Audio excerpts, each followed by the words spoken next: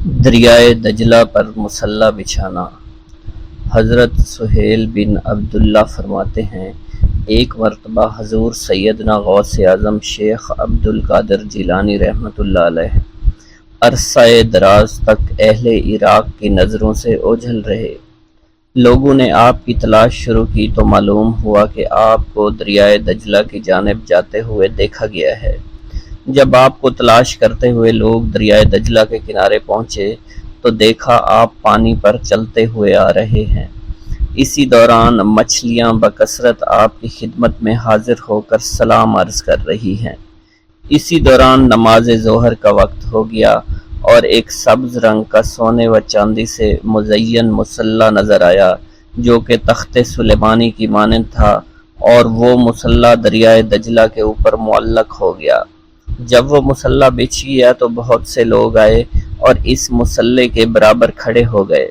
ان لوگوں کے چہروں سے بہادری اور شجاعت جھلک رہی تھی۔ سب لوگ جو آپ کی تلاش میں آئے تھے ان کی زبانیں گنگ ہو چکی تھی، ان کی آنکھوں سے آنسو جاری تھے۔ ایک پروقار شخصیت نے آگے بڑھ کر تکبیر پڑھی اور آپ نے نماز کی امامت فرمائی۔ ملک شام میں ایک ابدال کا وصال ہو گیا۔ حضور سیدنا غوث اعظم سرزمین عراق سے فوری روحانی طور پر وہاں تشریف لے گئے۔ اس ابدال کا جنازہ میں حضرت خضر علیہ السلام اور دیگر ابدال بھی تشریف لائے۔ نماز جنازہ کی ادائیگی کے بعد آپ نے حضرت خضر سے کہا کہ قسطنطنیہ میں فلاں کافر کو یہاں لاؤ۔ حضرت خضر علیہ السلام نے اس کافر کو فوراً پیش کر دیا۔ آپ نے اس کافر کو کلمہ پڑھا کر مسلمان کیا اور اس کی مونچھوں کو پست کروا دیا۔ آپ نے اپنی ایک ہی نظر سے اس کافر کو ابدال کے مقام پر فائز فرما دیا۔ آپ نے تمام ابدالوں کو مخاطب کرتے ہوئے فرمایا کہ میں اسے وصال پانے والے ابدال کے مقام پر تعینات کرتا ہوں، جس پر تمام ابدالوں نے اپنے سر تسلیم خم کر دیے۔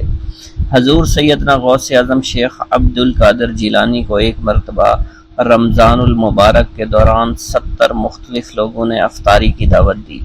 آپ نے ہر ایک کی دعوت کو قبول فرما لیا۔ دعوت دینے والے افراد کو ایک دوسرے کی دعوت کا علم بالکل بھی نہیں تھا۔ آپ مقررہ وقت پر ان سب کے گھروں میں تشریف لے گئے اور ان کے ساتھ افطاری فرمائی۔ اسی دوران آپ نے اپنے آستانہ پر بھی افطاری فرمائی۔ صبح جب ہر شخص اپنی اس سعادت کی گفتگو کر رہا تھا تو انہیں معلوم ہوا کہ آپ نے ہر گھر میں افطاری کی ہے۔ اسی دوران خدام آستانہ عالیہ پر بھی آ گئے اور کہنے لگے، آپ نے حسب معمول آستانہ عالیہ پر بھی کل ہی افطاری فرمائی تھی۔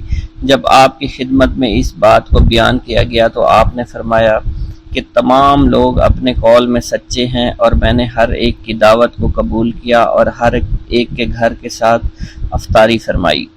منقول ہے خلیفہ وقت نے جب ابو یحییٰ بن سعید جو کہ ابن المزاحم ظالم کے نام سے مشہور تھا کو قاضی کے عہدے پر تعینات کیا۔ حضور سیدنا غوث اعظم ممبر پر جلوہ افروز ہوئے اور خلیفہ کو مخاطب کرتے ہوئے فرمایا کہ تم نے ایک ظالم شخص کو قاضی مقرر کیا ہے۔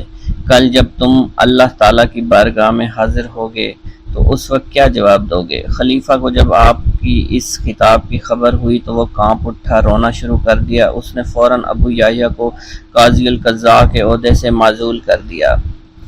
حضرت شیخ ابو عباس خضر حسین فرماتے ہیں، ایک رات ہم سب حضور سیدنا غوث اعظم کی خدمت میں حاضر تھے۔ خلیفہ وقت حاضر ہوا اور آپ کی خدمت میں سلام کرنے کے بعد مؤدب ہو کر وہ بیٹھ گیا۔ اس نے آپ کی خدمت میں 10 تھیلیاں دیناروں سے بھری ہوئی پیش کرنا چاہیے، لیکن آپ نے انہیں قبول کرنے سے انکار کر دیا۔ جب خلیفہ کا اصرار زیادہ ہوا تو آپ نے ان میں سے 2 تھیلیوں کو پکڑ کر نچوڑا، جس میں سے خون ٹپکنا شروع ہو گیا۔ آپ نے خلیفہ سے فرمایا، تم لوگوں کا خون نچوڑ کر میرے پاس لائے ہو۔ اس کی بات سن کر خلیفہ بے ہوش ہو گیا۔ آپ نے فرمایا، اگر مجھے خلیفہ کے آل رسول اللہ صلی اللہ علیہ وسلم کی عزت نہ ہوتی تو میں اس خون کو اس کے محلوں کی جانب بہا دیتا۔ حضرت شیخ ابو قاسم سے منقول ہے، حضور سیدنا غوث اعظم ہوا میں چلا کرتے تھے۔ فرماتے تھے کہ سورج جب تک مجھے سلام نہ کرے نہیں نکلتا۔ ہر سال میرے پاس آ کر مجھے سلام کرتا ہے اور بتاتا ہے کہ مجھ میں فلاں فلاں واقعات ہوں گے۔ اسی طرح مہینہ، ہفتہ اور دن مجھے سلام کرنے کے لیے آتے ہیں اور بتاتے ہیں کہ ہم فلاں فلاں امر وقوع پذیر ہوں گے۔ مجھے اپنے رب کی قسم لوح محفوظ میں نیک و بد میری آنکھوں کے سامنے پیش کیا جاتا ہے۔ میں مشاہدہ خداوندی اور علم خداوندی کے سمندروں میں غوطہ زن رہتا ہوں۔ میں تم سب پر حجت اللہ ہوں۔ میں روح زمین پر رسول اللہ صلی اللہ علیہ وسلم کا نائب اور وارث ہوں۔ شیخ المشائخ حضرت ابو قاسم خلف سے منقول ہے، فرماتے ہیں حضرت ابو عمرو عثمان بن اسماعیل نے مجھے 905 ہجری میں بغداد بھیجا تاکہ میں ان کے لیے حضرت امام احمد بن حنبل کی کتاب مسند امام احمد کا نسخہ لا سکوں۔ جب میں بغداد شریف آیا میں نے لوگوں کا حضور سیدنا غوث اعظم کی جانب مائل دیکھا۔ مجھے معلوم ہوا کہ آپ جو کہتے وہ وقوع پذیر ہو جاتا۔ دفتن میرے دل میں یہ خیال آیا کہ یہ اگر میرے دل کی بات بتا دیں تو میں ان کی ولایت کا قائل ہو جاؤں گا۔ چنانچہ میں نے خلاف عادت بات سوچی کہ جب میں ان کے پاس جاؤں سلام کروں تو یہ میرے سلام کا جواب نہ دیں، مجھ سے منہ پھیر کر اپنے خدام سے کہیں کہ اس آنے والے کو ایک چھوارے کا ٹکڑا اور شہد کا ایک دانگ لاؤ، اور جب یہ دونوں چیزیں آ جائیں تو آپ مجھے کلہ پہنائیں اور میرے سلام کا جواب دیں۔ حضرت ابو قاسم فرماتے ہیں یہ سب دل میں سوچتے ہوئے میں ان کے پاس جا پہنچا۔ میں نے آپ کو سلام کیا، آپ نے میرے سلام کا جواب دینے کی بجائے منہ پھیر لیا۔ اپنے خادم سے کہا جاؤ چھوارے کا ٹکڑا اور شہد کا دانگ لاؤ جو دانہ بھر سے زیادہ نہ ہو۔ اللہ عز و جل کی قسم آپ نے وہی الفاظ دہرائے جو میرے دل میں تھے۔ پھر جب خادم وہ چیزیں لے آیا تو آپ نے میرے سامنے پیش کی اور مجھے کلاه پہنانے کے بعد میرے سلام کا جواب دیا اور فرمایا اے خلف تو یہی چاہتا تھا۔ حضرت ابو قاسم خلف بن عیاش شافی فرماتے ہیں میں دل سے آپ کی عظمت کا قائل ہو گیا، آپ کی خدمت میں رہ کر احادیث کا علم حاصل کیا۔ حضرت شیخ ابو مظفر منصور فرماتے ہیں میں حضور صلی اللہ علیہ وسلم حضور سیدنا غوث اعظم رحمۃ اللہ علیہ کی خدمت میں حاضر ہوا۔ اس وقت میں جوان تھا اور میرے پاس فلسفہ علم الروح کی ایک کتاب تھی۔ آپ نے مجھ سے فرمایا اے منصور یہ کتاب تیرا برا ساتھی ہے، اٹھو اسے دھو دو۔ حضرت شیخ ابو مظفر منصور فرماتے ہیں مگر میرے دل نے اس کو دھو ڈالنا مناسب نہیں سمجھا۔ اس کتاب میں منقول چند مسائل مجھے بے حد مرغوب تھے۔ میں نے ارادہ کیا کہ میں آپ کے سامنے سے اٹھوں اور اس کی کتاب کو گھر لے جاؤں۔ آپ نے میری جانب دیکھا اور مجھ سے اٹھا نہ گیا اور میری حالت قیدی کی سی ہو گئی۔ آپ نے مجھ سے فرمایا کتاب دو۔ میں نے جب اسے کھولا تو وہ سفید کاغذ تھے جس پر کوئی حرف نہ لکھا ہوا تھا۔ آپ نے اس کتاب کی ورگردانی شروع کر دی اور فرمایا یہ کتاب فضائل قرآن ہے اور یہ محمد بن زریش کی تصنیف ہے۔ حضرت شیخ ابو مظفر منصور فرماتے ہیں پھر آپ نے وہ کتاب مجھے واپس فرما دی۔ میں نے جب اس کتاب کو دوبارہ دیکھا تو وہ واقعی فضائل قرآن کی کتاب تھی اور محمد بن زریش کی تصنیف تھی۔ آپ نے فرمایا کیا تو توبہ کرتا ہے کہ اپنی زبان سے وہ بات کہے جو تیرے دل میں نہ ہو؟ میں نے عرض کی ہاں۔ اس کے بعد مجھے فلسفہ و احکام اور روحانیت جو مجھے یاد تھے وہ بھول گئے اور میرے باطن سے ایسے محو ہوئے کہ کبھی میرے دل میں آئے ہی نہیں تھے۔ منقول ہے حضور سیدنا غوث اعظم شیخ عبد القادر جیلانی کے زمانہ میں ایک مقرب کی ولایت سلب کر لی گئی۔ سب چھوٹے بڑے اس کو حقارت کی نگاہ سے دیکھنے لگے۔ اس نے 360 اولیاء اللہ سے التجا کی کہ وہ اس کے حق میں دعا فرمائیں، لیکن اس کا نام لوح محفوظ پر اشتیاق کی فہرست میں لکھ دیا گیا تھا۔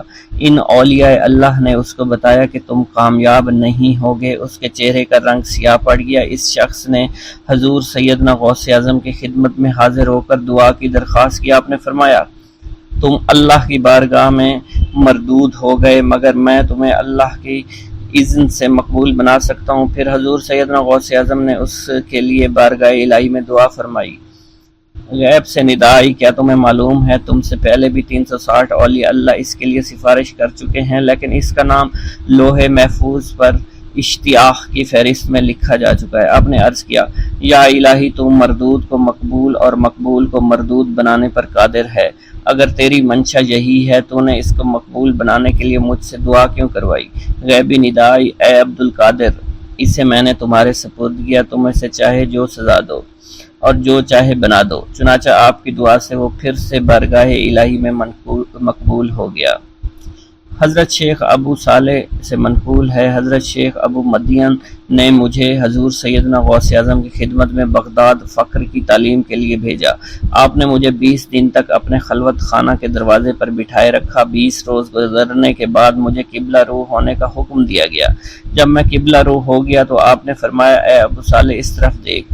چنانچہ جب میں نے اس کی جانب دیکھا تو آپ نے فرمایا، کیا دیکھ رہے ہو؟ میں نے عرض کیا، بیت اللہ شریف میری آنکھوں کے سامنے ہے۔ آپ نے مجھے حکم دیا، اب مغرب کی سمت دیکھ۔ میں نے اپنا چہرہ مغرب کی سمت کیا تو آپ نے دریافت کیا کہ آپ کیا دیکھ رہے ہو؟ میں اپنے مرشد پاک حضرت ابو مدین کو دیکھ رہا ہوں۔ ایک مرتبہ سنان نامی عیسائی پادری نے حضور سیدنا غوث اعظم کی محفل میں حاضر ہو کر سلام عرض کیا اور حاضرین میں کھڑے ہو کر بیان دیا کہ میں یمن کا رہنے والا ہوں۔ میں نے ارادہ کیا کہ میں اسلام قبول کروں۔ اسی دوران میرے دل میں خیال پیدا ہوا کہ میں اس دور کی سب سے بہترین شخصیت کے دست مبارک پر کلمہ پڑھوں۔ اسی سوچ کے مجھے نیند آ گئی۔ خواب میں مجھے حضرت سیدنا عیسیٰ علیہ السلام کی زیارت نصیب ہوئی۔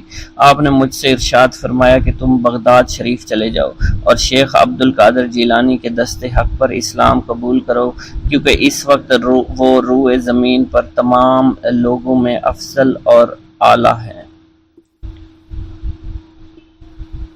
ایک گاؤں کے بارے میں کہا جاتا تھا کہ جہاں قدرت کی بے پناہ نعمتیں تھیں، اللہ پاک نے وہاں کے لوگوں کو مالا مال کیا ہوا تھا۔ ایسی نعمتیں کہ جن نعمتوں کو دیکھ کر انسان اکثر مغرور ہو جایا کرتے ہیں، مگر وہاں پر کچھ مسلمان تھے، اور سب سے بڑی اور بری بات یہ تھی کہ وہاں کے تمام لوگ کافر تھے۔ وہ کفار اپنی دولت پر بہت فخر کیا کرتے تھے، کیونکہ ان میں ہر ایک انسان بہت دولت مند تھا۔ ہر ایک کے پاس بے بہا پیسے تھے، کسی کو پیسوں کی کمی نہیں تھی۔ وہاں کے سردار کی ایک اکلوتی بیٹی تھی جس کو سردار بے پناہ پیار کرتا تھا۔ اس سردار کی بیٹی بے پناہ مغرور، ظالم، گھمنڈی تھی۔ وہاں پر غریب لوگ صرف مسلمان ہی تھے، تمام کافر ایک دوسرے کی مدد کیا کرتے تھے، لیکن مسلمانوں کی مدد کرنے والا وہاں پر کوئی نہ تھا۔ وہاں پر انہیں کوئی دیکھنے والا نہ تھا۔ سردار کی بیٹی کو کالے جادو میں خوب مہارت حاصل تھی، اور وہ جادو کی وجہ سے وہاں پر رہنے والے غریبوں پر بہت ظلم کیا کرتی تھی۔ تمام مسلمان اس سے بے حد پریشان تھے، اور وہ لوگوں کو غلام بناتی اور مزدور بناتی تھی۔ اگر ان میں کوئی اس کی بات نہ مانتا تو اس کو قیدی بنا کر اپنے اشاروں پر نچایا کرتی تھی۔ اس بستی میں چونکہ اکا دکا مسلمان تھے جن کا کوئی پرسان حال نہیں تھا، کوئی بھی ان کو بچانے والا نہیں تھا۔ جب وہ سردار کی بیٹی کے ظلم حد سے بڑھ گئے تو مسلمانوں میں سے ایک بوڑھے شخص نے اللہ کے حضور گڑ گڑا کر دعائیں کی، اے اللہ، ہمارے چند نسلیں جو یہاں پر بچی ہوئی ہیں، ان نسلوں کو تو بچا لے۔ یہ سردار کی بیٹی جس نے ہمارا جینا دشوار کر رکھا ہے، یہاں کوئی بھی انسان ہمارا حال نہیں پوچھتا، اور نہ ہی ہمارے پاس مال و دولت ہے، اور نہ ہی ہمارے پاس جسمانی طاقت بچی ہے۔ یا اللہ، ہمارے لیے کوئی ایسا بندہ بھیج جو نہ صرف طاقتور ہو بلکہ اس جادوگرنی یعنی سردار کی بیٹی کو بھی ہرا سکے۔ اللہ رب العزت نے اس بوڑھے کی دعا کو قبول فرمایا، اور یوں اس جگہ پر ایک اللہ والے کو بھیج دیا، اور وہ اللہ والے ایسے ہی بستی میں داخل نہیں ہوئے، بلکہ ایک دن کچھ عجیب واقعہ ہوا۔ ان کافروں کا سردار جنگل میں سیر سپاٹے کرتے ہوئے نکلا تھا، بڑی شان سے چلتا ہوا وہ سفر کر رہا تھا۔ اچانک ایک زہریلا سانپ اس کے سامنے آیا۔ اس زہریلے سانپ نے بادشاہ کو ڈس لیا، اور وہ بے ہوش ہو کر زمین پر گر پڑا اور تڑپنے لگا۔ اس کے جو ساتھی تھے انہوں نے جب اپنے سردار کو یوں تڑپتا ہوا دیکھا اور سردار کی غیر حالت دیکھی تو کہ جسے ایک زہریلے سانپ نے کاٹ لیا ہے، تو وہ فوراً اسے اٹھا کر گھر لے آئے تاکہ اسے بچانے کے لیے کچھ کیا جا سکے۔ اس لڑکی نے اپنے باپ کی جب یہ حالت دیکھی تو اپنے آس پاس کے بڑے بڑے حکیموں کو بلایا، لیکن عجیب بات یہ تھی کہ لاکھ کوشش کے باوجود زہر نکالنے میں سارے ناکام ہو رہے تھے، اور زہر تیزی کے ساتھ اس کے جسم میں پھیلتا چلا جا رہا تھا۔ لیکن اسی وقت وہاں ایک درویش کی آمد ہوئی۔ ایک اللہ والے آئے ان اللہ پاک نے اس مقصد کے تحت وہاں بھیجا تھا۔ اس اللہ کے ولی نے سردار کے گھر پر پہنچ کر دروازے کو کھٹکھٹایا۔ نوکروں نے پوچھا کون ہو، کس سے ملنا ہے؟ اس نے کہا میں نے سنا ہے کہ یہاں کے سردار کو سانپ نے ڈس لیا ہے۔ نوکر کہنے لگے کہ تمہیں کیسے پتا چلا کہ یہاں کے سردار کو سانپ نے ڈس لیا ہے؟ تم تو ہمیں اجنبی لگتے ہو، ہم نے تمہیں آج تک یہاں نہیں دیکھا ہے۔ اس نے کہا میں مسافر ہوں اور مجھے خبر ملی ہے کہ یہاں کے سردار کو ایک زہریلے سانپ نے ڈس لیا ہے اور کوئی بھی اس کا علاج نہیں کر پا رہا۔ نوکروں نے کہا تم کون ہو؟ اللہ والے نے کہا میں حکیم ہوں اور میں ان کے علاج کی غرض سے یہاں آیا ہوں۔ وہ نوکر اللہ والے کی حالت دیکھ کر ہنسنے لگے، کیونکہ آپ نے پھٹے پرانے کپڑے پہن رکھے تھے اور دیکھنے سے بہت غریب معلوم ہوتے تھے۔ وہ نوکر کہنے لگے کہ اتنے بڑے سردار کا علاج کرو گے؟ ارے یہاں تو اس کے پاس بڑے بڑے حکیم بلائے گئے ہیں، ہمارے سردار کے پاس پیسوں کی کوئی کمی نہیں ہے، اور وہ تم جیسے غریب سے بھلا کیوں علاج کروائیں گے؟ درویش نے کہا اگر تم چاہتے ہو تمہارے سردار کی جان بچ جائے پھر مجھے اندر جانے دو۔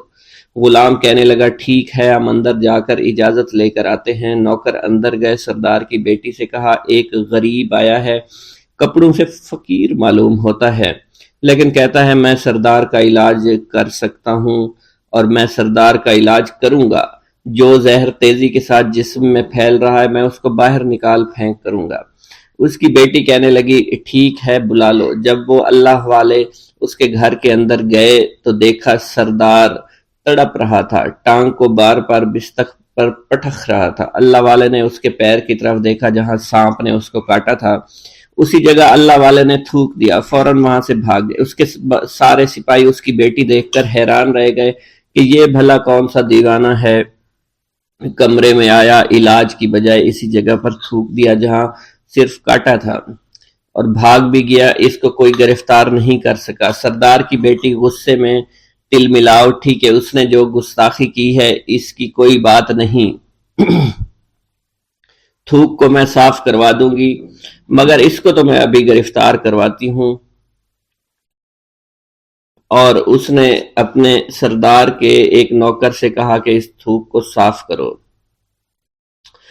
اس نوکر نے تھوک کو صاف کرنے کی بجائے اس کو اچھی طرح سے ٹانگ پر مل دیا۔ لڑکی نے کہا کیا کر رہی ہو؟ اس فقیر نے میرے باپ کی ٹانگ پر تھوک دیا، اب اس تھوک کو تم مل رہے ہو۔ حکیم نے اپنے ہاتھ کے اشارے سے سردار کے بیٹے کو روک دیا۔ جیسے اس تھوک کو سردار کی ٹانگ پر ملا گیا فوراً سارا زہر ختم ہو گیا۔ جو ٹانگ کٹنے کے قابل تھی وہ ٹانگ بالکل ٹھیک ہو چکی تھی، جو نیلی پڑ چکی تھی اب اصلی حالت میں آہستہ آہستہ واپس آ رہی تھی۔ اور جب وہ قبیلے کا سردار بالکل ٹھیک ہو گیا، ہوش میں آ گیا، تو حیران رہ گیا۔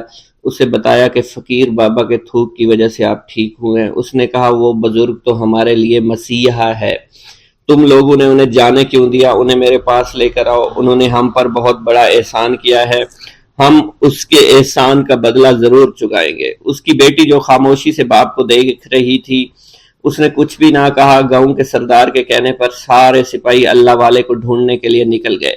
وہ چاروں طرف پھیل گئے لیکن کہیں بھی اللہ والے کا پتہ نہیں چل رہا تھا۔ پھر جب سپاہی تلاش کرتے کرتے جنگل میں داخل ہوئے، وہاں ایک درخت کے نیچے ایک آدمی کو عبادت کرتے ہوئے دیکھا۔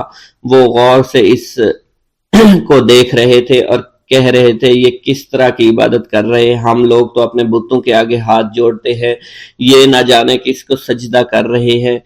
خیر، عبادت کے فوراً بعد اللہ والے کو پکڑ لیا، گاؤں کے سردار کے سامنے پیش کیا۔ وہ کہنے لگا آپ کون ہیں اور کہاں سے آئے ہیں؟ سب سے پہلے تو میں گستاخی کی معافی چاہتا ہوں، میرے لوگوں نے آپ کے ساتھ بڑی بدتمیزی کی، لیکن آپ کی وجہ سے آج میں زندہ ہوں۔ ہم گناہ گاروں کی وجہ سے آپ جیسے لوگوں کو بہت تکلیف ہوئی ہے، اس لیے میں معذرت چاہتا ہوں۔ آپ سے درخواست کرتا ہوں کہ آپ میری طرف سے یہ قیمتی لباس یعنی کپڑے اور عربی گھوڑا قبول کیجئے۔ اللہ والوں نے اس کی طرف مسکرا کر دیکھا اور کہا یہ گھوڑا، یہ لباس بہت قیمتی ہے، مگر یہ لباس پہن کر اس گھوڑے کے لیے گھاس کاٹوں گا تو کیا اچھا لگوں گا؟ سردار نے کہا فکر نہ کریں، گھوڑے کے ساتھ ساتھ ہم آپ کو نوکر بھی دیں گے۔ اللہ والے نے کہا کہ اتنی مال و دولت اور نوکروں کے ساتھ میں اکیلا رہوں گا؟ گاؤں کا سردار بولا حضور آپ کی یہ بات سن کر میں سوچ میں گم ہو گیا ہوں، لیکن یہ میری بیٹی آپ کے سامنے حاضر ہے۔ بیٹی حیرت سے اپنے باپ کو دیکھ رہی تھی کہ میرا باپ اب کیا کہنے والا ہے۔ سردار نے کہا میری بیٹی جسے آپ نے دیکھ لیا ہے اس کی شادی میں آپ سے کر دوں گا، مگر ایک شرط ہے کہ آپ کو اپنے مذہب کو چھوڑنا پڑے گا۔ میرے سپاہیوں نے آپ کو عبادت کرتے ہوئے دیکھا ہے، جہاں تک ہمارے معمولات ہیں ہم بتوں کے آگے سجدہ کرتے ہیں اور ان کی عبادت کرتے ہیں، اور آپ جس کے آگے سجدہ کرتے ہیں وہ اللہ ہے، یعنی آپ مسلمان ہیں، اس لیے آپ کو اپنا مذہب چھوڑنا پڑے گا۔ کیا آپ ایسا کر سکتے ہیں؟ اللہ والے نے کہا کہ مجھے ایک بات بتائیے، آپ سب کچھ دیکھ رہے ہیں، آپ نے مجھے یہ بھی دعا دی کہ میری اولادیں ہوں اور آپ کی نسل آپ کی بیٹی سے چلے گی۔ مجھے ایک بات بتائیں، اگر ان بچوں میں سے کسی بچے کو خدا نہ خواستہ کچھ ہو گیا تو کس کو رونا پڑے گا؟ سردار نے جواب دیا اگر خدا نہ خواستہ کچھ ایسا ہوا تو رونا مجھ کو ہی پڑے گا۔ اللہ والا نے مسکرا کر کہا اگر یہ سارا مال لے کر مجھے رونا ہی پڑا تو آپ اپنا گھوڑا، اپنی دولت، اپنی بیٹی، ہر چیز اپنے پاس رکھ لو۔ میں خوش ہوں، میں مسلمان ہوں، میں ٹھیک ہوں۔ اگر یہ تمام چیزیں لے کر مجھے اپنا محلہ چھوڑنا پڑے تو میں اپنی جان دے کر بھی اپنے مذہب کو نہیں چھوڑوں گا۔ جس طرح آپ نے مجھے نوازا ہے، میں اسی رب کے دین کو چھوڑ کر چلا جاؤں گا۔ صرف چند پیسوں کی خاطر میں ہر دن پیسہ نہیں کر سکتا، اور اپنی درویشی میں بہت خوش ہوں۔ اللہ نے مجھے جس مقصد کے لیے بھیجا تھا وہ میرا مقصد پورا ہو جائے گا۔ گاؤں کے سردار نے پوچھا، یہ کہہ کر وہ اللہ والے جانے لگے تو سردار نے درویش کو رک جانے کا کہا اور کہنے لگے میں نے مال دے کر تمہیں آزمایا اور تمہیں پرکھا، لیکن تم اپنے مذہب کو چھوڑنے پر راضی نہیں ہو۔ اگر تم یہی سب کرنے آئے تھے تو تمہیں اس بات کا ڈر نہیں؟ کیا تم نہیں جانتے ہم کتنے طاقتور ہیں، اور میری بیٹی اپنے عمل میں اتنی ماہر ہے کہ تمہیں یہاں کھڑے کھڑے ابھی جنگلی جانور بنا سکتی ہے۔ اللہ والے نے کہا کہ اس نے جنگلی جانور کمزور لوگوں کو بنایا ہوگا، یہ مجھے جانور بنا کر تو دکھائے۔ اس سے پہلے کہ گاؤں کا سردار اپنی بیٹی سے کچھ کہتا کہ اس پر وار کرو، اللہ والے نے جادوگرنی پر ایسی پھونک ماری کہ وہ اسی وقت ایک بہت بڑی چھپکلی بن گئی۔ وہ کچھ بھی نہیں کر پا رہی تھی، وہ چھپکلی اتنی بڑی تھی کہ وہاں پر جتنے بھی انسان کھڑے تھے ان سب میں سب سے زیادہ اونچا اس کا قد تھا۔ وہ چھپکلی اللہ والے کے پاس آئی، اپنا زہر اس پر اگلنا چاہتی تھی کہ اسی وقت اس نے اس کے منہ پر تھوک دیا۔ تھوکنے کی دیر تھی، وہ چھپکلی جلنے لگی اور جس سے گرمی کی وجہ سے اس کا چہرہ پگھل رہا تھا، اس کا چہرہ جل کر کالا ہو چکا تھا، وہ مرنے والی تھی کہ سردار دوڑتا ہوا قدموں میں آ کر گر پڑا اور معافی مانگنے لگا اور کہنے لگا حضور اس گستاخی کے لیے میں معذرت خواہ ہوں، آپ مجھے معاف کر دو، میں نے سچ میں آپ کو بہت کمزور سمجھا تھا، آپ کو آپ کا مذہب سے ہٹانا چاہا تھا۔ اگر میری بیٹی ٹھیک ہو جائے تو میں سچ کہتا ہوں یہاں پر جتنے لوگ ہیں ہم پوری کی پوری بستی مسلمان ہو جائیں گے۔ اللہ والے نے کہا کہ ہم تمہیں اپنے دین میں شامل کرنے کے لیے یہ سب نہیں کر رہے، بلکہ تم لوگ مسلمان بھائیوں پر جو ظلم کرتے ہو وہ ظلم کو ختم کرنے کے لیے ہم یہاں آئے ہیں۔ ہمارے دین میں جبر اور ظلم نہیں۔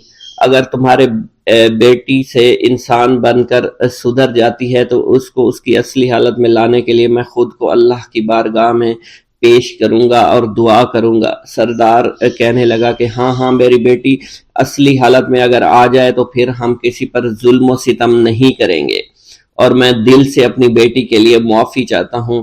آج سے یہ کوئی بھی جادو ٹونا اور مسلمانوں کو تنگ نہیں کرے گی اور نہ ہی کسی مسلمان پر یہ ظلم اور جبر کرے گی، بس آپ اسے دوبارہ سے انسان بنا دے۔ اللہ والا نے چھپکلی پر دوبارہ سے پھونک ماری تو پھر سے انسان بن گئی اور اللہ والے کے قدموں سے وہ لپٹ گئی، کہنے لگی مجھے معاف کر دیجئے، مجھے معاف کر دیجئے، میں نے اپنے آپ کو بہت طاقتور سمجھا۔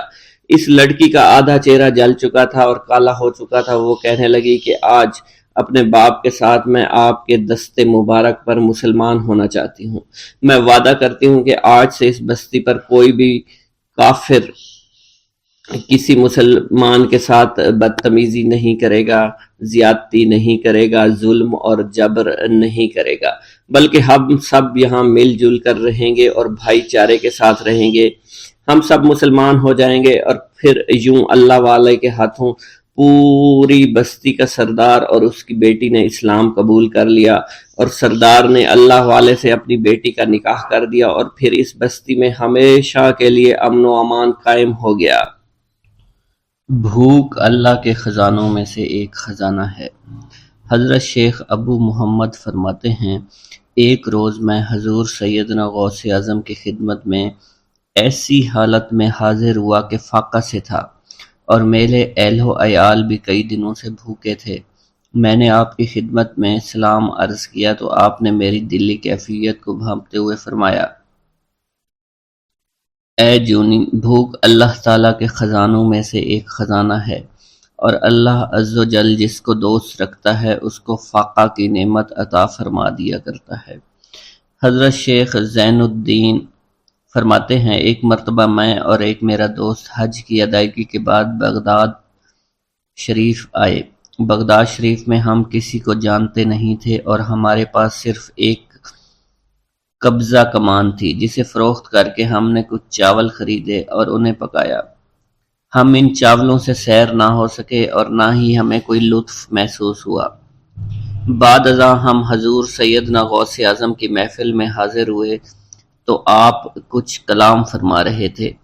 ہمیں دیکھتے ہی آپ نے اپنا کلام قطع کر لیا اور فرمانے لگے، حجاز مقدس سے کچھ مہمان آئے اور ان کے پاس قبضہ کمان کے سوا کچھ نہ تھا جسے انہوں نے فروخت کر کے چاول خریدے اور انہیں پکا کر کھایا، لیکن نہ ہی وہ سیر ہوئے اور نہ ہی لطف اندوز.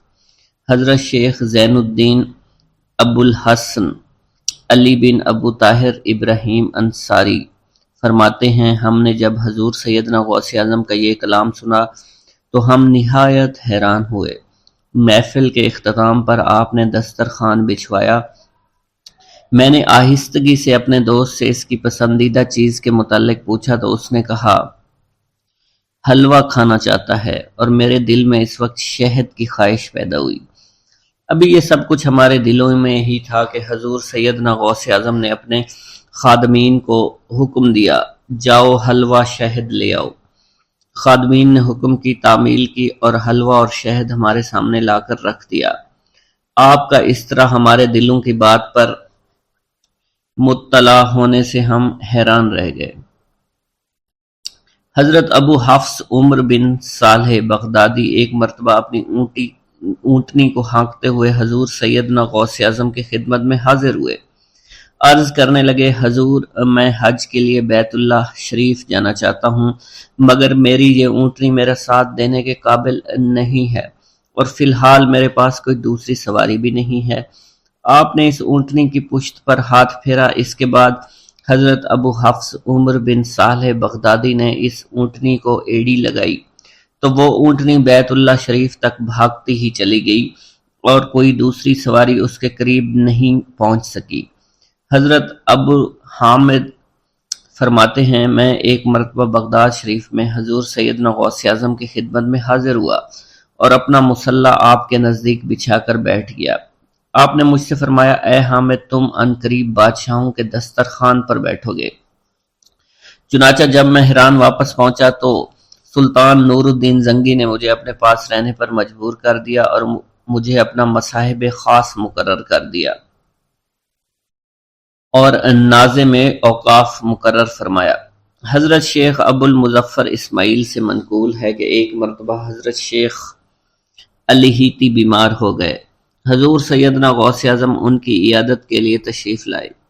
آپ نے ان کے نزدیک کھجور کے 2 درخت دیکھے جو 4 سال سے خشک تھے اور ان پر پھل نہیں آتا تھا. آپ نے ان درختوں کے نیچے بیٹھ کر وضو کیا اور 2 رکعت نماز ادا فرمائی. کچھ دن گزرنے کے بعد ان درختوں پر پھل لگ گئے اور وہ دوبارہ سے سرسبز و شاداب ہو گئے. جھولی کو میری بھر دو ورنہ کہے گی دنیا، ایسے سخی کا منگتا پھرتا ہے مارا مارا. مولانا عبد الرحمن جامی فرماتے ہیں، حضور سیدنا غوث اعظم کا ایک مرید آپ کے ہمراہ مسجد کی جانب جا رہا تھا. جمعہ کا دن تھا. اس دن کسی بھی شخص نے آپ کو دیکھ کر نہ سلام کیا نہ ہی کچھ توجہ فرمائی۔ اس مرید کے دل میں خیال آیا کہ پہلے تو آپ جمعہ کی نماز کی ادائیگی کے لیے بڑی مشکل سے لوگوں کے ہجوم میں سے ہوتے ہوئے مسجد کی جانب تشریف لے جایا کرتے تھے، اور آج کوئی شخص بھی آپ کو سلام نہیں کر رہا ہے اور نہ آپ کے نزدیک آ رہا ہے۔ مولانا عبد الرحمن جامی فرماتے ہیں، ابھی یہ خیال اس مرید کے دل میں ہی تھا کہ حضور سیدنا غوث اعظم نے مسکرا کر اس مرید کو دیکھا، پھر لوگوں کا ایک جمع غفیر اکٹھا ہو گیا اور ہر کوئی آپ سے سلام کرنے کا خواہش مند تھا، یہاں تک کہ اس مرید اور آپ کے درمیان ہجوم حائل ہو گیا۔ اس مرید کے دل میں یہ خیال آیا کہ یہ پہلا حال اچھا تھا جب میں اور آپ تنہا تھے۔ مولانا عبد الرحمن جامی فرماتے ہیں، حضور سیدنا غوث اعظم شیخ عبد القادر جیلانی نے ایک مرتبہ پھر اس مرید کی دلی کیفیت کو بھانپتے ہوئے فرمایا، تمہیں معلوم نہیں لوگوں کے دل میری مٹھی میں ہیں، میں انہیں چاہوں تو پھیر دوں، چاہوں تو اپنی جانب متوجہ کر لوں۔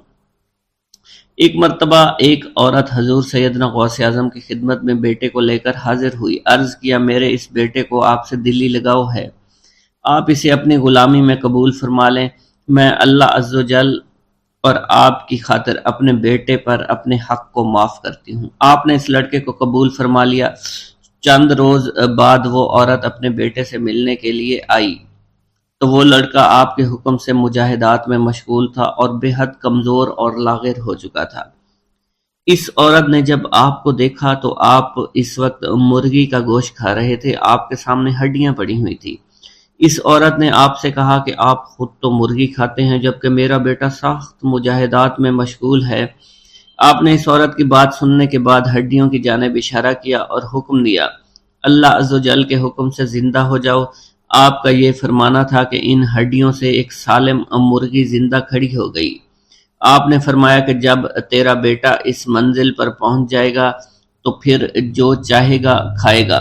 منقول ہے ایک مرتبہ حضور سیدنا غوث اعظم کو اللہ عز و جل کی جانب سے حکم ہوا کہ 700 مردوں اور 700 عورتوں کو واصل باللہ کریں۔ آپ نے اللہ کے اس فرمان کے مطابق مجمع عام میں نظر دوڑائی تو مجمع میں سے 700 مرد اور 700 عورتیں علیحدہ ہو گئیں۔ آپ نے ان پر نگاہ ولایت ڈالی تو وہ سب واصل اللہ ہو گئے۔ حضور سیدنا غوث اعظم مدینہ منورہ میں حضور نبی کریم کے روضہ مبارک پر حاضری دینے کے بعد باپیادہ بغداد شریف واپس تشریف لا رہے تھے۔ راستے میں ایک چور جو کہ ناکہ لگا کر کسی مسافر کا انتظار کر رہا تھا، اس نے آپ کو قریب آنے پر روک لیا۔ آپ نے اس چور سے دریافت کیا، تم کون ہو؟ اس نے کہا، دیہاتی ہوں۔ آپ کو بذریعہ کشف اس کی بدنیتی کی خبر ہو چکی تھی۔ اسی دوران اس چور کے دل میں خیال پیدا ہوا کہ یہ غوث اعظم ہوں گے۔ آپ نے اس کے دل کی بات کو بھانپتے ہوئے فرمایا کہ میں عبد القادر ہوں۔ چور نے جب آپ کی بات سنی فوراً قدموں میں گر پڑا اور معافی کا خواستگار ہوا۔ آپ کو اس کی حالت پر ترس آ گیا۔ آپ نے اللہ عز و جل کے حضور اس کے لیے دعا فرمائی تو ندائے غیبی سنائی دی، اے غوث، اس چور کو سیدھے راستہ دکھاتے ہوئے قطب بنا دو۔ آپ نے اس چور کی جانب نگاہ دوڑائی تو آپ کے فیض روحانی سے قطب کے درجے پر وہ فائز ہو گیا۔ حضرت شیخ ابو عباس خضر بن عبداللہ بن یحیی حسینی فرماتے ہیں، ایک مرتبہ میں نے خلیفہ ابو المظفر یوسف عباسی کو حضور سیدنا غوث اعظم شیخ عبد القادر جیلانی کی خدمت میں موجود پایا۔ اس نے آپ سے کسی کرامت کو دیکھنے کی درخواست کی اور کہا کہ اس سے میرا دل مطمئن ہو جائے گا۔ حضور سیدنا غوث اعظم حضرت سیدنا شیخ عبد القادر جیلانی نے خلیفہ سے پوچھا کہ تو کیا چاہتا ہے؟ اس نے کہا کہ ایک سیب، اور اس وقت عراق میں سیبوں کا موسم نہ تھا۔ آپ نے اپنے دستے مبارک فضا میں بلند کیا اور دیکھتے ہی دیکھتے آپ کے ہاتھ میں 2 سیب آ گئے۔ آپ نے ایک سیب ابو المظفر کو دیا اور دوسرا خود رکھ لیا۔ ابو المظفر نے جب اپنا سیب چیرا تو اس میں سے کیڑا نکل آیا۔ اس نے جب اپنا سیب چیرا تو یہ اندر سے سفید تھا، اس میں سے کستوری کی خوشبو آ رہی تھی۔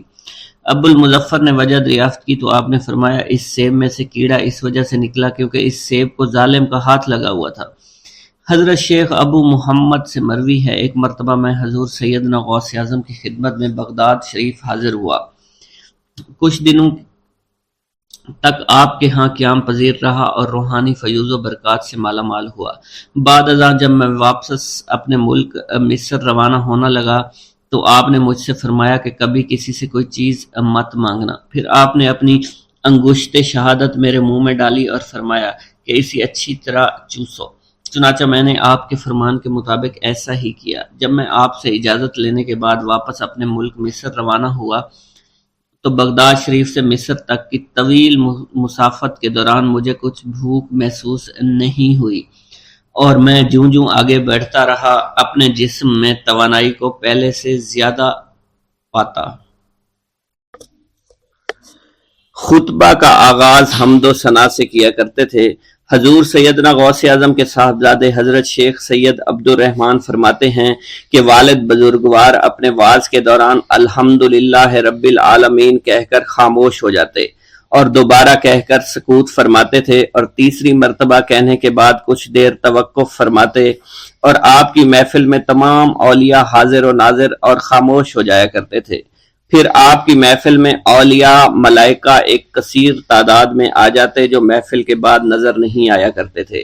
آپ اپنے خطاب کو یوں شروع فرماتے: تمام تعریفیں اللہ کے لیے ہیں، اس کی مخلوق کی تعداد اس کے عرش کے وزن کے مطابق، اور بے حد تعریفیں جس سے اس کی ذات راضی ہو جائے، اس کے کلمات کی روشنی کے مطابق، اس کے علم کے مطابق، اس کی مرضی اور منشا کے مطابق، اور اس کی مخلوق کے مطابق جسے اس نے پیدا کیا وہی عالم الغیب ہے، رحمان و رحیم ہے۔ میں گواہی دیتا ہوں اس کے سوا کوئی عبادت کے لائق ہی نہیں ہے، اور تمام کائنات اس کی تخلیق ہیں، تمام تعریفیں اسی کے لیے ہیں۔ وہ زندہ ہے، ہمیشہ زندہ رہے گا،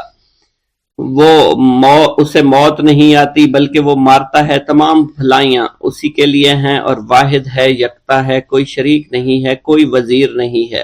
اس نے نہ کسی کو جنا ہے اور نہ ہی اسے کسی نے جنا ہے۔ وہ بلند و بالا ہے، اس جیسا کوئی نہیں۔ میں اس کی گواہی دیتا ہوں حضور نبی کریم صلی اللہ علیہ وآلہ وسلم اللہ کے رسول، اللہ کے پیغمبر ہیں۔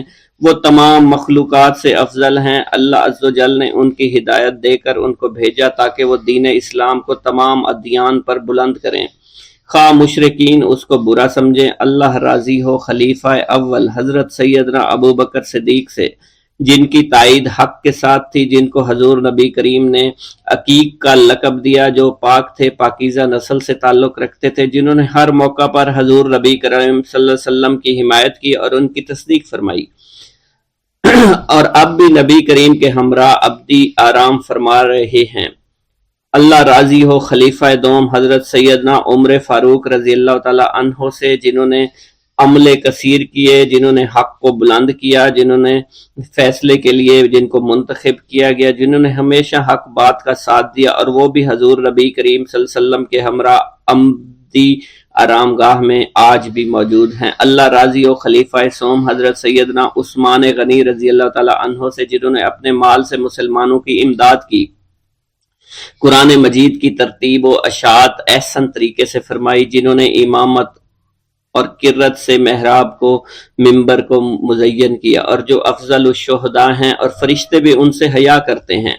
اللہ راضی ہو خلیفہ چہارم حضرت سیدنا علی المرتضیٰ سے، جو شجاعت و جواں مردی میں بے مثل ہیں، حضور نبی کریم صلی اللہ علیہ وسلم کے چچا زاد بھائی اور داماد ہیں۔ آپ دین اسلام کے امام و عالم ہیں، اور جن کے لیے حضور نبی کریم صلی اللہ علیہ وسلم نے فرمایا کہ میں تم پر فدا ہو جاؤں۔ اللہ راضی ہو حسنین کریمین حضرت سیدنا امام حسن امام حسین سے، جن کی نیکیاں تا حشر قائم رہنے والی ہیں اور جن کے مراتب بے مثل ہیں۔ اللہ نے ان کے قلوب کو نیکیوں کی جانب مائل کیا۔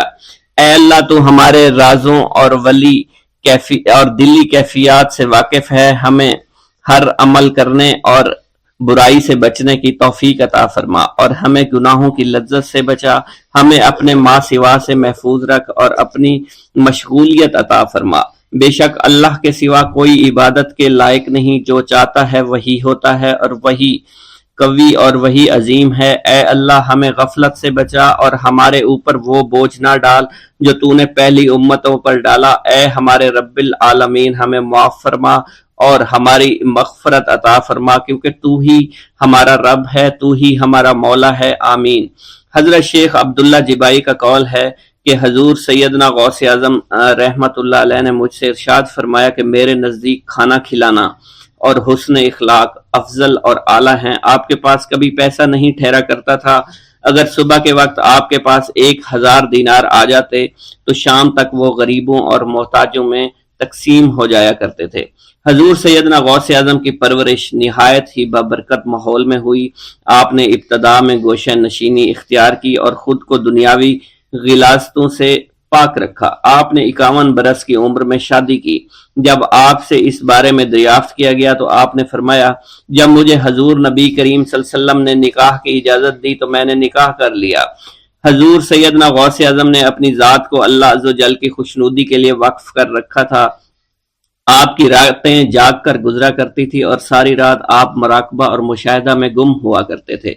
آپ کی عادت مبارکہ تھی کہ آپ سجدہ کو دراز کیا کرتے تھے اور بیٹھ کر مراقبہ فرمایا کرتے تھے۔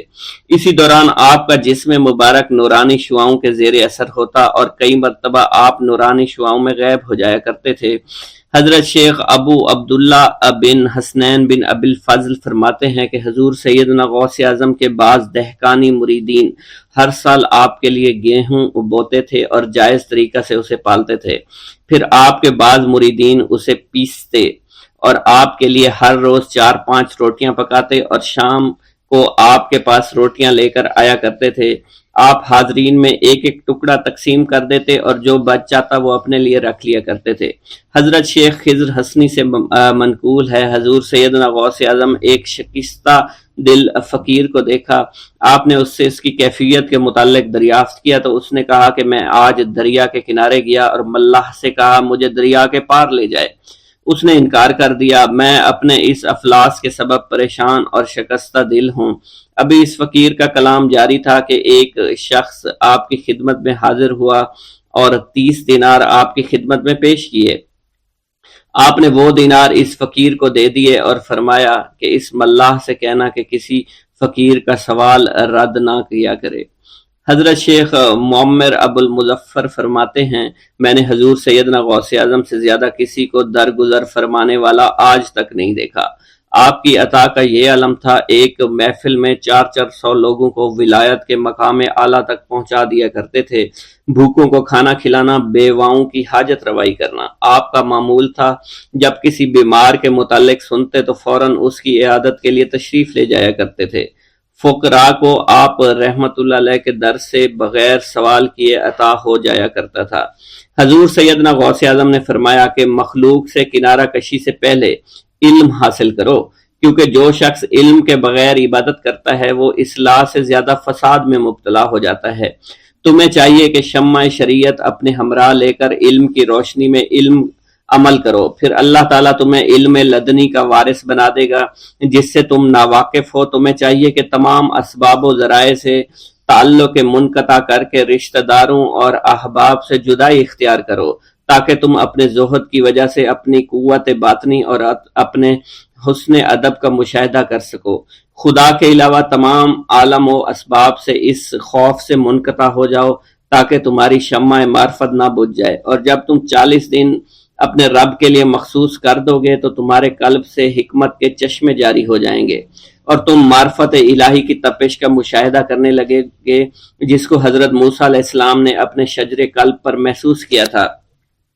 اس کیفیت کے بعد تم اپنے نفس و خواہش، اپنے شیطان سے، اپنی طبیعت اور اپنے وجود سے کہو گے کہ ٹھہر جا، میں نے اس آگ کا مشاہدہ کر لیا ہے جو قلب موسیٰ علیہ السلام پر روشن ہوئی تھی۔ اس کے بعد تمہارے قلب میں باطن سے یہ آواز آنے لگے گی کہ میں ہی تمہارا رب ہوں، میری ہی عبادت کرو، میرے غیر کی اطاعت سے گریزاں ہو جاؤ، میرے سوا کسی سے تعلق مت رکھو، میری معرفت حاصل کر کے میرے غیر کو فراموش کرو، غیر سے اعراض کر کے میرے علم، میرے قرب، میرے ملک اور میری سلطنت کی جانب متوجہ رہو۔ جب تمہیں بقا الہی حاصل ہو جائے تو تمہاری زبان پر اندہ جاری ہو جائے گا اور تمام حجابات رفع ہو کر قلب سے کدورت زائل ہو جائے گی اور نفس کو مکمل سکون حاصل ہو جائے گا۔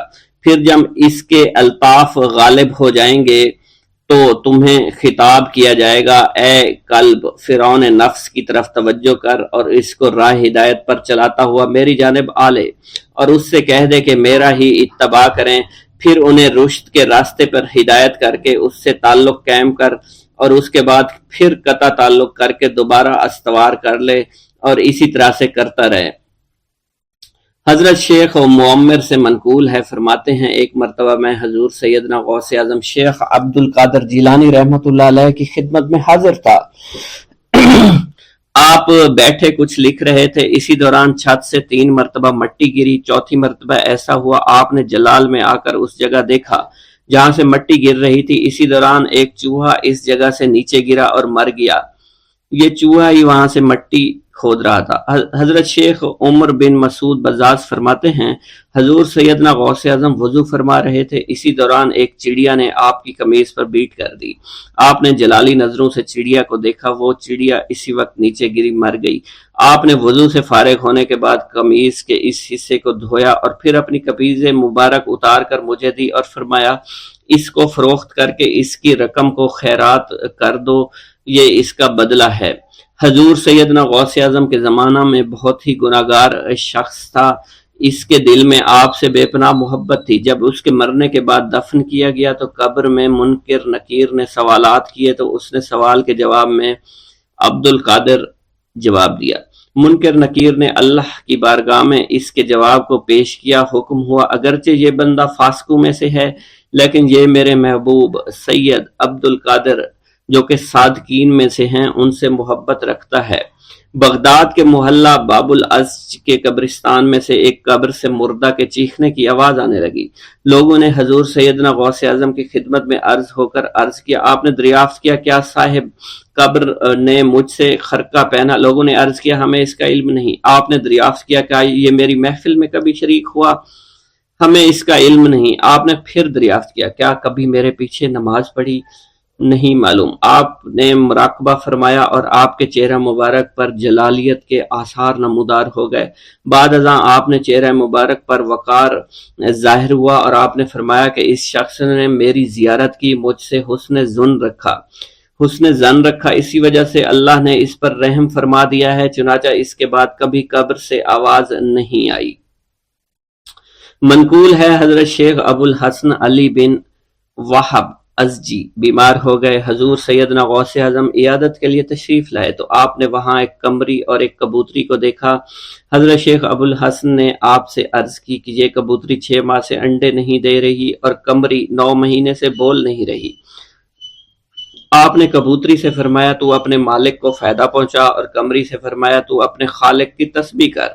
چنانچہ قمری نے اسی وقت کوکو کرنا شروع کر دیا، یہاں تک کہ بغداد کے لوگ اس کی آواز سننے کے لیے جوق در جوق جمع ہونا شروع ہو گئے، اور کبوتری نے بھی انڈے دے دیے اور ان سے بچے نکلے۔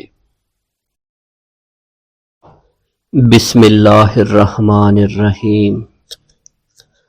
حضور سیدنا غوث اعظم کی پرورش نہایت ہی بابرکت ماحول میں ہوئی۔ آپ نے ابتدا میں گوشہ نشینی اختیار کی اور خود کو دنیاوی غلاظتوں سے پاک رکھا۔ آپ نے 51 برس کی عمر میں شادی کی۔ جب آپ سے اس کے بارے میں دریافت کیا گیا تو آپ نے فرمایا جب مجھے حضور نبی کریم صلی اللہ علیہ وسلم نے نکاح کی اجازت دی تو میں نے نکاح کر لیا۔ حضور سیدنا غوث اعظم رحمۃ اللہ علیہ نے اپنی ذات کو اللہ عز و جل کی خوشنودی کے لیے وقف کر رکھا تھا۔ آپ کی راتیں جاگ کر گزرتی تھی اور ساری رات آپ مراقبہ اور مشاہدہ میں گم رہتے تھے۔ آپ کی عادت مبارکہ تھی کہ آپ سجدہ کو دراز کرتے تھے اور بیٹھ کر مراقبہ فرماتے تھے۔ اسی دوران آپ کا جسم مبارک نورانی شعاؤں کے زیر اثر ہوتا تھا اور کئی مرتبہ آپ ان نورانی شعاؤں میں غائب ہو جایا کرتے تھے۔ حضور شیخ ابو عبداللہ بن حسنین بن ابی فضل فرماتے ہیں کہ سیدنا غوث اعظم کے بعض دہقانی مریدین ہر سال آپ کے لیے گیہوں بوتے تھے اور جائز طریقہ سے اسے پالتے تھے۔ پھر آپ کے بعض مریدین اسے پیستے آپ کے لیے ہر روز 4 یا 5 روٹیاں پکاتے اور شام کو آپ کے پاس روٹیاں لے کر آتے تھے۔ آپ حاضرین میں ایک ایک ٹکڑا تقسیم کر دیتے اور جو بچ جاتا وہ اپنے لیے رکھ لیتے تھے۔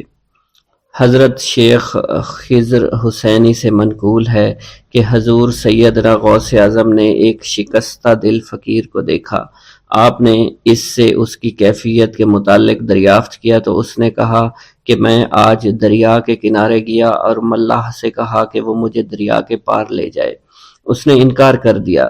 میں اپنے اس افلاس کے سبب پریشان اور شکستہ دل ہوں۔ ابھی اس فقیر کا کلام جاری تھا کہ ایک شخص آپ کی خدمت میں حاضر ہوا اور 30 دینار آپ کی خدمت میں پیش کر دیے۔ آپ نے وہ دینار اس فقیر کو دے دیے اور فرمایا کہ اس ملاح سے کہنا کہ کسی فقیر کا سوال رد مت کیا کرے۔ حضرت شیخ معمر کا بیان ہے کہ میں نے حضور سیدنا غوث اعظم سے زیادہ کسی کو درگزر فرمانے والا نہیں دیکھا۔ آپ کی عطا کا یہ عالم تھا کہ ایک محفل میں 400 لوگوں کو ولایت کے مقام اعلیٰ تک پہنچا دیا کرتے تھے۔ بھوکوں کو کھانا کھلانا اور بیواؤں کی حاجت روائی کرنا آپ کا معمول تھا۔ جب کسی بیمار کے متعلق سنتے فوراً اس کی عیادت کے لیے تشریف لے جایا کرتے۔ فقراء کو آپ کے در سے بغیر سوال کیے عطا ہو جایا کرتا۔ حضور سیدنا غوث اعظم نے فرمایا کہ مخلوق سے کنارہ کشی سے قبل علم حاصل کرو، کیونکہ جو شخص علم کے بغیر عبادت کرتا ہے وہ اصلاح سے زیادہ فساد میں مبتلا ہو جاتا ہے۔ تمہیں چاہیے کہ شمع شریعت اپنے ہمراہ لے کر علم کی روشنی میں عمل کرو، پھر اللہ تعالیٰ تمہیں علم لدنی کا وارث بنا دے گا جس سے تم ناواقف ہو۔ تمہیں چاہیے کہ تمام اسباب و ذرائع سے تعلق منقطع کر کے رشتہ داروں اور احباب سے جدائی اختیار کر لو، تاکہ تم اپنے زہد کی وجہ سے اپنے قوت باطنی اور اپنے حسن ادب کا مشاہدہ کر سکو۔ خدا کے علاوہ تمام عالم اسباب سے اس خوف سے منقطع ہو جاؤ تاکہ تمہاری شمع معرفت نہ بجھ جائے، اور جب تم 40 دن ایک چلہ اپنے رب کے لیے مخصوص کر دو گے تو تمہارے قلب سے حکمت کے چشمے جاری ہو جایا کریں گے اور تم معرفت الہی کی تپش کا مشاہدہ کرنے لگو گے، جس کو حضرت موسیٰ علیہ السلام نے اپنے شجر قلب پر محسوس کیا تھا۔ اس کیفیت کے بعد تم اپنے نفس و خواہش، اپنے شیطان، اپنی طبیعت اور اپنے وجود سے کہو گے کہ ٹھہر جا، میں نے اس آگ کا مشاہدہ کر لیا ہے جو قلب موسیٰ علیہ السلام سے روشن ہوئی تھی۔ اس کے بعد تمہارے قلب میں باطن سے یہ آواز آنے لگی کہ میں ہی تمہارا رب ہوں، میری ہی عبادت کرو، میرے غیر کی اطاعت سے گریزاں ہو جاؤ، میرے سوا کسی سے تعلق مت رکھو، میری معرفت حاصل کر کے میرے غیر کو فراموش کر دو، غیر سے اعراض کر کے صرف میرے علم، میرے قرب، میرے ملک اور میری سلطنت کی جانب متوجہ رہو۔ جب تمہیں بقائے الہی حاصل ہو جائے تو تمہاری زبان پر اللہ تعالیٰ کا نام جاری ہو جائے گا اور تمہارے حجابات رفع ہو کر قلب سے قدورت زائل ہو جائے گی اور نفس کو مکمل سکون حاصل ہوگا۔ پھر جب اس کے الطاف غالب آ جائیں تو تمہیں خطاب کیا جائے گا، اے قلب فرعون، نفس کی طرف توجہ کر اور ان کو راہ ہدایت پر چلا، میری جانب آ جا اور ان سے کہہ دے کہ میرا ہی اتباع کریں، پھر انہیں رشد کے راستے پر ہدایت کر کے ان سے تعلق قائم کر، اس کے بعد پھر قطع تعلق کر کے دوبارہ استوار ہو کر آ جا اور اسی طرف استوار ہو کر دیکھتا رہے۔ حضرت شیخ معمر سے منقول ہے، فرماتے ہیں ایک مرتبہ میں حضور سیدنا غوث اعظم کی خدمت میں حاضر تھا۔ آپ بیٹھے کچھ لکھ رہے تھے، اسی دوران چھت سے 3 مرتبہ مٹی گری، 4تھی مرتبہ ایسا ہوا تو آپ نے جلال میں آ کر اس جگہ دیکھا جہاں سے مٹی گر رہی تھی۔ اسی دوران ایک چوہا اس جگہ سے نیچے گرا اور مر گیا اور یہ چوہا ہی وہاں سے مٹی کو کھود رہا تھا۔ حضرت شیخ عمر بن مسعود فرماتے ہیں حضور سیدنا غوث اعظم فرما رہے تھے، اسی دوران ایک چڑیا نے آپ کی قمیص پر بیٹ کر دی۔ آپ نے جلالی نظروں سے چڑیا کو دیکھا، چڑیا اسی وقت نیچے گری مر گئی۔ آپ نے وضو سے فارغ ہونے کے بعد قمیص کے اس حصے کو دھویا، پھر اپنی قمیص مبارک اتار کر مجھے دی اور فرمایا اس کو فروخت کر کے اس کی رقم کو خیرات کر دو، یہ اسی کا بدلہ ہے۔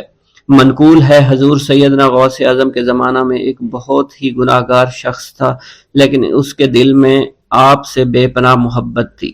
جب اس کے مرنے کے بعد اس کو دفن کیا گیا تو قبر میں منکر نکیر نے سوالات کیے، تو اس نے ہر سوال کے جواب میں شیخ عبد القادر کہا۔ منکر نکیر نے اللہ کی بارگاہ میں اس کے جواب کو پیش کیا تو حکم ہوا، اگرچہ یہ بندہ فاسقوں میں سے ہے لیکن یہ میرے محبوب جو کہ صادقین میں سے ہیں ان سے محبت رکھتا ہے۔